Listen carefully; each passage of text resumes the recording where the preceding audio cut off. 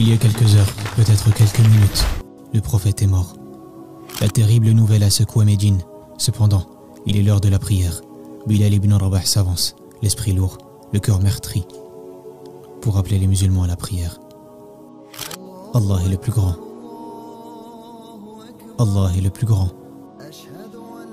J'atteste qu'il n'y a de divinité qu'Allah et que Mohammed est son messager. À ces mots, Bilal fond en larmes. Il est maintenant conscient de la catastrophe. Il ne verra plus le prophète ici-bas. La lumière s'est éteinte, malgré le soleil ardent. Tout semble s'écrouler autour de lui. C'est comme si le choc de la nouvelle l'avait jusque-là immobilisé. La douleur est insupportable. Ce ne peut être vrai. Chaque passage, chaque maison, chaque brique lui rappelle le messager. Comment vivre au milieu de ceux qui lui rappellent son bien-aimé?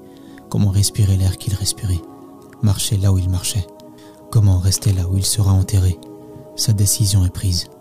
Il quittera Médine. Bilal décide d'aller vers la Syrie. Au moment où il allait partir, Abu Bakr, qui est maintenant le calife des musulmans, lui demande de rester. Abu Bakr avait un plan bien précis, un plan noble et beau, avoir les plus grands compagnons du prophète à Médine. Mais ce sera Omar, son successeur, qui mettra ceci en œuvre. C'est ainsi que la sunna du noble messager restera préservée, génération après génération, à Médine.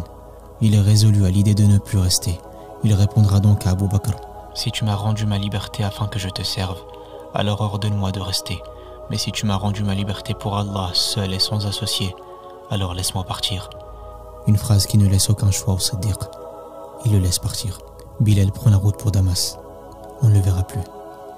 Quelques années se sont écoulées, et voilà que Omar succède à Abu Bakr après la mort de ce dernier, et décide d'aller à Damas. Il y rencontre Bilal et d'autres compagnons. Comment voir Bilal et ne pas penser à l'époque où l'appel à la prière retentissait au-dessus de Médine?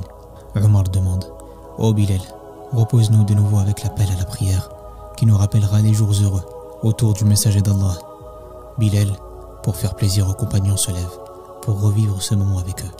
Il fait l'adhan, et arrivé au nom du messager, Bilal fond en pleurs, Omar fond en pleurs, et toute l'assemblée fond en larmes.